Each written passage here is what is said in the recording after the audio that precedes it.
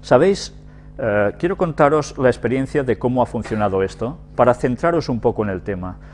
Yo personalmente, hasta hace unos meses, no creía para nada en las puertas dimensionales. No, en absoluto. Siempre lo vi cosas del mundo esotérico, bastante poco creíble, porque cristianamente nunca se ha hablado de esto. Pero, ¿sabéis? Quizás hemos necesitado un tiempo de dar conferencias en las cuales he podido ir comprobando cómo Satanás siempre plagia, no inventa, plagia las cosas de Dios. Y luego sencillamente lo que le da es un toque, girándolo unos grados, para llevar las cosas a su mundo, a lo que él quiere. O sea, plantea algo muy cierto y finalmente el objetivo lo inclina hacia otro lado. Lo hemos visto en muchas cosas. Pues quizás yo necesitaba este periodo de aprendizaje, gracias a hacer las conferencias también, para que de repente yo notara en mi interior, no me digáis cómo, de que tenía que tratar este tema, que había algo que era verdad. Y sabéis, la oración funciona. Y gracias a Dios creo que he podido preparar cosas que os van a abrir la mente de un modo impresionante. Veréis que después de tratar este tema, muchos textos bíblicos, muchas referencias que aparecen en la Biblia y algunas citas de Ellen White, os va a abrir un panorama totalmente distinto al contenido de ciertos textos, que os va a transmitir una fuerza que el texto hasta ahora no os había transmitido. Os lo estoy diciendo por experiencia personal. Quizás podréis decir, bueno, ya está alucinando con alguna de las suyas o cualquier cosa así, pero veréis que a lo largo de estas 2 o 3 conferencias, no sé para cuántas nos va a dar, vamos precisamente a comprender que esto no son tonterías. Hay personas que hablan de agujeros negros en el espacio, que incluso ellos dicen que permite volver atrás en el tiempo o pasar al futuro. Bien, esto es otra historia.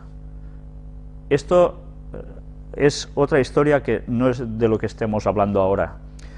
De lo que estamos hablando son de agujeros de gusano que permitirían el traslado de un lugar a otro a una velocidad impresionante y que vamos a ir viendo cómo hay, o no, una interconexión entre un punto en concreto del planeta Tierra y un punto totalmente distante, muy lejos de aquí. Y no es el único, no es el único. Pero bien, todo eso lo iremos mostrando sucesivamente, y sabréis ver cómo precisamente Ron Wyatt ya dijo algo que quedó registrado y que nosotros pasamos aquí en un resumen, y que al finalizar la conferencia de hoy, para terminar, volveremos a recordar, porque nos va a servir precisamente para enlazar ya con el tema siguiente, de un modo que creo que vale la pena que no os perdáis. Bien, pues vamos, antes de todo, a entrar con un texto, una cita de Ellen White, que se halla en el libro El deseado de todas las gentes, un libro que precisamente narra las vivencias de Jesús con unos detalles impresionantes. A pesar de todo, hoy no vamos a hablar ya de la vida de Jesús en sí aquí, sino que vamos a leer solo una extracción de citas de 2 páginas, concretamente, para centrar el tema en el cual nos vamos a poner llenamente inmersos ahora. Nos dice: al pensar en las preciosas bendiciones que había traído a los hombres, Jesús añadió: de cierto os digo, de aquí adelante veréis el cielo abierto y los ángeles de Dios que suben y descienden sobre el Hijo del Hombre. ¿No os dicen nada estas palabras? El cielo abierto y ángeles de Dios que suben y descienden sobre el Hijo del Hombre. Ya tendremos tiempo de desglosar todo esto ya, pero eso va a ser en la segunda parte de la temática. Con esto Cristo dice en realidad, en la orilla del Jordán, los cielos fueron abiertos y el Espíritu descendió sobre mí en forma de paloma. Esta escena no fue sino una señal de que soy el Hijo de Dios. Si creéis en mí como tal, vuestra fe será vivificada. Veréis que los cielos están abiertos y nunca se cerrarán. Los he abierto a vosotros. Los ángeles de Dios están ascendiendo y llevando las oraciones de los menesterosos y angustiados al Padre Celestial, y al descender traen bendición y esperanza, valor, ayuda y vida a los hijos de los hombres. Los ángeles de Dios pasan siempre de la tierra al cielo y del cielo a la tierra. Los milagros de Cristo en favor de los afligidos y dolientes fueron realizados por el poder de Dios mediante el ministerio de los ángeles. Y es por medio de Cristo, por el ministerio de sus mensajeros celestiales, cómo nos llega toda bendición de Dios. Al revestirse de la humanidad, nuestro Salvador une sus intereses con los de los caídos hijos e hijas de Adán, mientras que por su divinidad se aferra al trono de Dios. Y así es Cristo el medio de comunicación de los hombres con Dios y de Dios con los hombres. No sé si habéis percibido alguna magnitud importante en estas palabras. Cuando nosotros leemos tantísimas veces durante tantos años y tantos años estas palabras y esos textos bíblicos a los cuales se hace referencia aquí, no terminamos de imaginar lo que realmente, literalmente se está diciendo. Tantas veces cogemos las cosas con un significado espiritual y desechamos el literal. Pues ya veis cómo los ángeles de Dios se mueven de arriba abajo y de abajo arriba. Y Cristo hizo algo, la intercesión, el puente, el pasillo entre Dios y los hombres, y entre los hombres y Dios. Hay un cierto simbolismo, ¿verdad? Pero también hay una literalidad. Vamos a ver ahora también lo que es un agujero de gusano. Ya veis que aquí tenéis toda la explicación, no os lo voy a leer porque es un poco extensa, pero aquí tenéis un esquema de un agujero de gusano que permite técnicamente el viaje a través del tiempo. Esto es técnicamente, claro, demostrarlo es más difícil, ¿no? Pero que por la teoría, evidentemente, esto podría ser. Hay, ya veis, distintos tipos de agujero de gusano, intrauniverso, interuniverso, etcétera, etcétera, distintos nombres para distintas pequeñas modalidades al respecto. Aquí veis un esquema también, un diagrama de un agujero de gusano. Ya veis cómo hace como una forma de embudo por arriba, embudo por abajo, unido por en medio. Hace también pues como deformar el universo, ha dicho él también antes, ¿no? ¿Para qué? Pues para generar ese espacio para pasar mucho más deprisa. Pues bien, aquí tenéis toda la explicación, lo podréis ir viendo en vuestras casas, es interesante, para hacer cultura al menos va bien. Incluso ya veis hasta fórmulas aquí magistrales de cómo funciona todo esto en ecuaciones. Y no nos vamos a quedar solo con todo esto, ya veis, viajes a velocidades superiores a la de la luz, podría ser así, un recorrido más corto. Este trozo sí que os lo voy a leer. La relatividad especial solo tiene aplicación localmente. Los agujeros de gusano, si en efecto existiesen, permitirían teóricamente el viaje superluminal, más rápido que la luz, asegurando que la velocidad de la luz no excedida localmente en ningún momento. Al viajar a través de un agujero de gusano, las velocidades son subluminales, por debajo de la velocidad de la luz.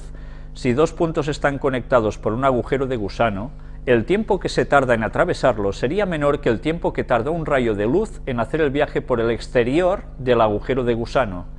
Sin embargo, un rayo de luz viajando a través del agujero de gusano siempre alcanzaría al viajero. A modo de analogía, rodear una montaña por el costado hasta el lado opuesto a la máxima velocidad puede tomar más tiempo que cruzar por debajo de la montaña a través de un túnel a menor velocidad, ya que el recorrido es más corto. Subatómicamente se hipotetiza la existencia de una espuma cuántica o de una espuma de espacio-tiempo. Avanzando con la conjetura, se hipotetiza la posibilidad de existencia de agujeros de gusano en la misma, aunque si estos existieran serían altamente inestables y solo se podrían estabilizar invirtiendo enormes cantidades de energía, por ejemplo con aceleradores de partículas gigantescos que puedan crear un plasma de quarks gluones. ¿Os suena algo de esto de aceleradores de partículas?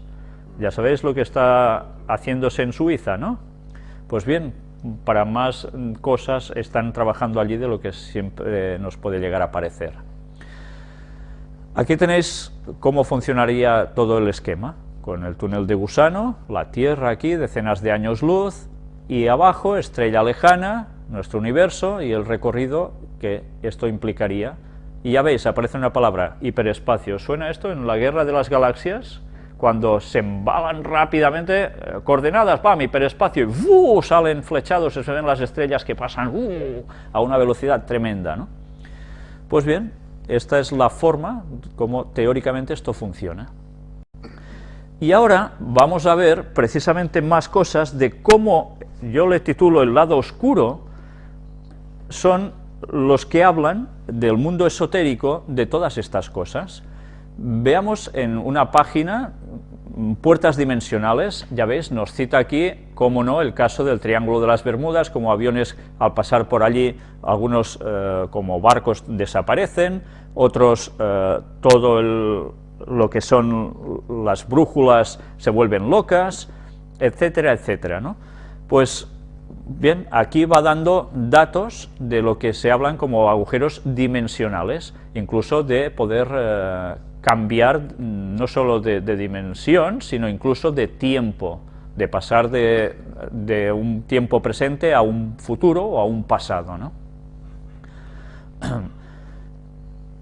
Mirad aquí una vez más, como siempre todo va relacionado, las puertas dimensionales, con qué tipo de cosas, de las cuales nosotros venimos hablando y denunciando tanto aquí como procedentes del mundo satánico y tan bien aceptados popularmente, con chakras, etcétera, etcétera, que tanto se habla, ¿no? Por eso, cuando nosotros oímos hablar de estas cosas, los cristianos, enseguida rechazamos porque lo asociamos ya a todo este tipo de movimientos. Este quizás era nuestro error. Mirad esta imagen también aquí. Luego veréis una imagen muy parecida a esta. Tened esto presente en vuestras mentes. Incluso ya veis, dicen que contienen mucha energía desconocida, se suelen abrir cada cierto tiempo, estos tipos de túneles en el espacio, normalmente suelen estar en algunas ruinas milenarias o puntos geográficos como volcanes o grandes lagos. Ellos, los del mundo más paranormal, por decirlo de algún modo, sitúan estas puertas dimensionales en ciertos lugares muy concretos. Sabéis que en el documental se ha hablado mucho sobre asuntos de Sol, que venían de muy lejos, etcétera, etcétera. Bien, siempre hay ese tipo de adoración, dicen que venían con naves de lejanos lugares, siempre hay la tendencia a creer que todo esto sirve para que gente o habitantes de otros planetas vengan aquí. Mirad, en la película Stargate, que luego posteriormente también se hizo serie de televisión, ya veis en esta portada lo que representa una pirámide, de la cual hemos venido hablando mucho aquí, en estas conferencias, y por arriba lo que sería una puerta dimensional. Quizás esta película es la que más ha trabajado en favor de estos conceptos, y el argumento, aquí también lo podéis ver, cómo funciona, y esta es una imagen donde se muestra lo que sería una puerta dimensional en algún cierto lugar que tú cruzas y ¡patam!, te vas a otro sitio. Diréis, qué bobadas, ¿eh? ¿Qué diréis? ¿Bobadas? ¿Algunos de vosotros? Quizás otros decís, no, porque ya estáis en el mundo, sin saberlo quizás esotérico, que creen en estas cosas como una realidad. Veremos si estas cosas son bobadas o realmente no lo son. Estos serían las puertas que te trasladan de un sitio a otro, ¿no? Y que aparecen en estas instantáneas de la película. Vamos a ver un texto, ya prácticamente para terminar el tema de hoy, que se haya escrito en el libro de los Hechos de los Apóstoles, en el capítulo 1 y versículos del 9 al 12. Si tiramos un poco atrás, recordamos que Jesús va hacia sus apóstoles, les dice algunas cosas, les habla del derramamiento del Espíritu Santo, etcétera, etcétera, y asciende al cielo.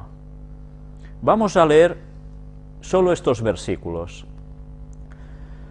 Y habiendo dicho estas cosas, viéndolo ellos, fue alzado y le recibió una nube que le ocultó de sus ojos. Y estando ellos con los ojos puestos en el cielo, entre tanto que él se iba, he aquí se pusieron junto a ellos 2 varones con vestiduras blancas, ángeles, los cuales también les dijeron, varones Galileos, ¿por qué estáis mirando al cielo? Este mismo Jesús, que ha sido tomado de vosotros al cielo, así vendrá como le habéis visto ir al cielo. Entonces volvieron a Jerusalén, desde el monte que se llama del Olivar, el cual está cerca de Jerusalén, camino de un día de reposo o sábado. Este texto es bastante más impresionante cuando conocemos algo que ya dijo Ron Wyatt y que ahora vamos a ver y recordar. Pero estad atentos a los textos que iremos analizando en el transcurso de la próxima conferencia, si Dios quiere, siguiendo con esta temática, porque veremos los textos bíblicos que nos hablan de estas puertas en el cielo, e incluso la puerta del cielo. Y veréis que lo que nosotros sencillamente cogíamos casi como una forma muy simbólica de hablar, o de unas puertas sencillamente en unas murallas de Jerusalén, de la celestial, sí, que a verlas haylas, pero hay algo más aún que todo esto. Es interesante que nos detengamos un momento a que cuando Cristo ascendió hacia los cielos, ¿qué pasó? ¿Qué le ocultó de la vista, de los ojos de los apóstoles, de los discípulos? Una nube. ¿Realmente era una nube? Nosotros cuando leemos los textos nos imaginamos una nubecilla, como todas las que vemos cada día. ¿Era realmente una nube? ¿O era algo que vino del cielo y con lo cual él después se fue? ¿Hablamos de ovnis? Habrá un escándalo probablemente si sencillamente lo dejo todo aquí. No voy a entrar en más detalles, solo deciros, para que os deis cuenta de que no hablo de que Cristo sea un marciano, ni mucho menos, estamos hablando del Dios creador, que debemos recordar, este detalle es que Cristo volverá con las nubes. Esto lo analizaremos también. Y Ellen White habla, además, de que viene en una plataforma en la cual los redimidos de todas las épocas subirán para ir al cielo, pasando ¿por dónde? Por Orión. Mirad qué detalles iremos viendo que nos van a hacer percibir una magnitud de las cosas como jamás hemos imaginado, pero que no solo queda en un conocimiento que, vale, bueno, es así, nos lo habíamos imaginado así, sino que además tiene una función muy concreta y especial porque todo al final nos va a llevar a un lugar, a una localidad. Una palabra que veis aquí, Jerusalén. Todo esto lo veremos a su debido tiempo y dando unos detalles bastante, creo, impresionantes al respecto. Pero bien, antes de terminar, quiero que veáis precisamente el recopilatorio de esas imágenes en las cuales Ron Wyatt dejó plasmadas, o alguien le filmó, cuando él se refirió a Puerta del Cielo, en un lugar en concreto. ¿Os habéis fijado en el texto anterior que hemos leído? ¿Dónde sucedió este hecho de los apóstoles mirando al cielo mientras Jesús se va? En el monte del Olivar, conocido como el Monte de los Olivos, que está cerca de Jerusalén, allí mismo al lado. Vamos a ver cosas que realmente creo que os sorprenderán tanto como me sorprendieron a mí mientras estaba preparando este tema. Gracias a Dios, ahora lo podremos ir mostrando. Y veréis una vez más que todo lo que Satanás está moviendo en este mundo, que está haciendo caer a tantas personas en un engaño, está basado siempre o normalmente en cosas que son ciertas. Y luego, sencillamente, con un pequeño giro, desvía a la gente totalmente de Dios. Pues bien, vamos ya, sin más, a entrar el vídeo de Ron Wyatt. Vais a ver al inicio de este vídeo que hay unas palabras que no pertenecen a la filmación sobre Ron Wyatt, sino que las hemos puesto allí como notas aclaratorias para que os situéis en los lugares o de los lugares que Ron va a hablar y que nos van a servir también para empezar a comprender la magnífica importancia de por qué Jerusalén es la clave de todo desde tiempos inmemoriales en la historia de la humanidad y hasta el mismísimo final y más allá. Vais a ver en la descripción de las letras que van a aparecer ahora unos lugares como Monte Moria, Gólgota, etc. Leed por favor con atención lo que pone allí y memorizadlo, porque nos va a servir para ubicarnos a la perfección con todo lo que iremos viendo a partir de ahora en estas conferencias. Vamos a entrar al vídeo. Cuando acabe el... La sangre de estos animales que representaba a Cristo como nuestro portador de pecado era rociada. Ahora, 600 años antes de que Cristo iba a ser crucificado, el ejército de Babilonia venía bajando desde el norte para destruir Jerusalén, y algunos hombres piadosos fueron guiados por Dios para llevar el arca de la alianza y los otros muebles del templo y esconderlos en una cámara de la cueva de este acantilado que usted acaba de pasar, el que tiene el cráneo, la cara del cráneo en el mismo. Los tenía que esconder debajo de allí. 600 años más tarde, los romanos eligieron un punto directamente encima del lugar donde estaba el arca de la alianza y cortaron los agujeros para la cruz en la roca de esta cantera, no en el cerro, donde a la mayoría de nosotros se nos ha enseñado.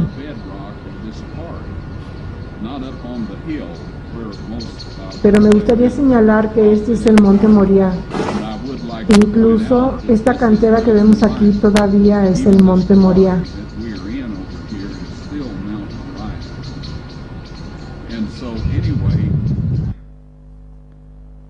El lugar donde Cristo murió, a un centenar de yardas del lugar donde está usted sentado, es donde eso tuvo lugar. Y esta tumba justo aquí es la verdadera de donde Él resucitó.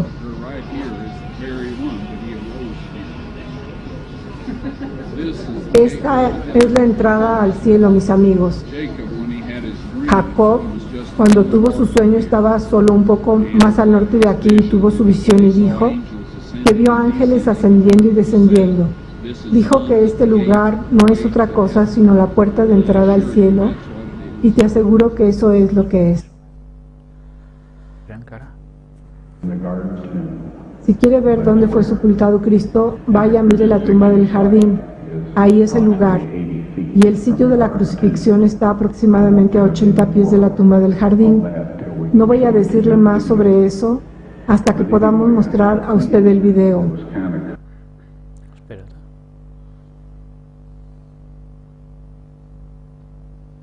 Jerusalem is situated on two mountains, Mount Zion on the west and Mount Moriah on the east.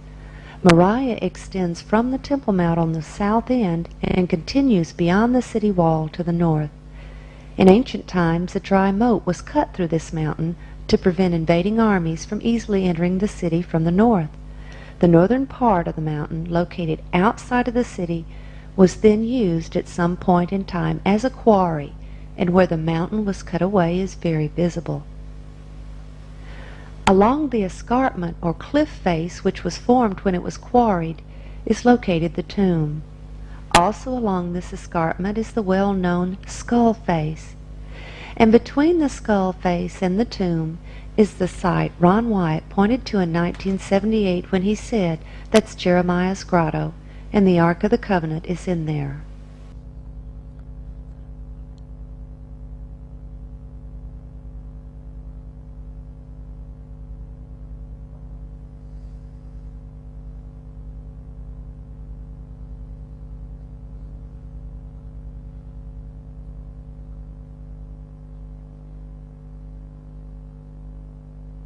Si habéis percibido las palabras de Ron Wyatt, os habréis dado cuenta de el punto donde él se encontraba en esos momentos, en el momento en que todo esto se filmó. Él dijo claramente que estaba en la zona de la tumba del jardín. Describe que unos metros más allá había el monte de la calavera y que debajo, aunque aquí lo veis un poco separado, era donde se encontraba el Arca de la Alianza. Diréis, ¿y todo esto qué tiene que ver? Si nosotros siguiésemos ampliando la imagen, antes aparece, y lo habéis visto en la filmación, se ve incluso la zona donde estaba construido el Templo de Jerusalén, actualmente con la mezquita de Al-Aqsa puesta allí. Toda esta zona era conocida como el Monte Moria, donde precisamente Abraham tenía que sacrificar a su hijo Isaac.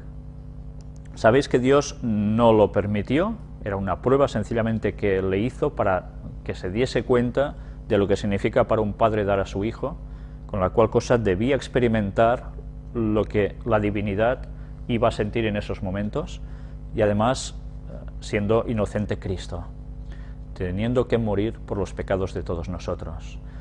Todo eso sucedió ya como un reflejo o un tipo de lo que sería después, años después, muchos años después, la muerte de Cristo en el mismo lugar. Todo sucedió allí mismo. Si recordáis también, Ron Wyatt habla de su encuentro con Jesús precisamente en ese lugar, mientras estaba en la excavación.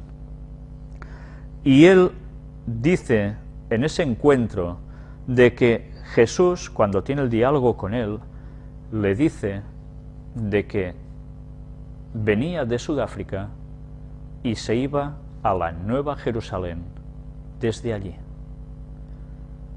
¿Cómo desde allí? Ron dijo, recordadlo, que era la puerta del cielo. Esto no son palabras vulgares, esto son palabras muy, muy importantes. Si desde allí hay un lugar que va directamente al cielo, ahora entenderéis por qué la Nueva Jerusalén se va a fincar precisamente en este lugar. Mucho más ampliamente de lo que es ahora Jerusalén, por supuesto. Pero la Nueva Jerusalén que va a descender de Dios se pondrá justamente allí. ¿Y sabéis por qué? Porque este es el fin o el principio, depende cómo os lo miréis, de ese túnel de conducción hacia el cielo. Habéis visto que Jacob, ha dicho también Ron, en Betel, que está allí mismo, a unos metros de ahí, tuvo la experiencia de ese sueño, de la escalera por la cual subían y ascendían y bajaban los ángeles de Dios. Y él, Jacob, dijo que eso era puerta del cielo. No era un sentido figurativo exclusivamente, era también literal. ¿Sabéis? Ron sabía que aquí había la puerta al cielo 30 años antes que nosotros. Hemos necesitado 30 años para que Dios nos volviera a mostrar que verdaderamente hay una puerta al cielo. Pues bien, quiero dejar aquí la conferencia y finalmente remitiros, si Dios quiere, a la próxima semana en la cual haremos ese análisis en detalle, del cual creo que vais a quedar verdaderamente impresionados tanto como yo mismo he quedado. Que Dios nos ayude a comprender todas las cosas, porque el fin verdaderamente está cerca. Hasta la próxima. Gracias.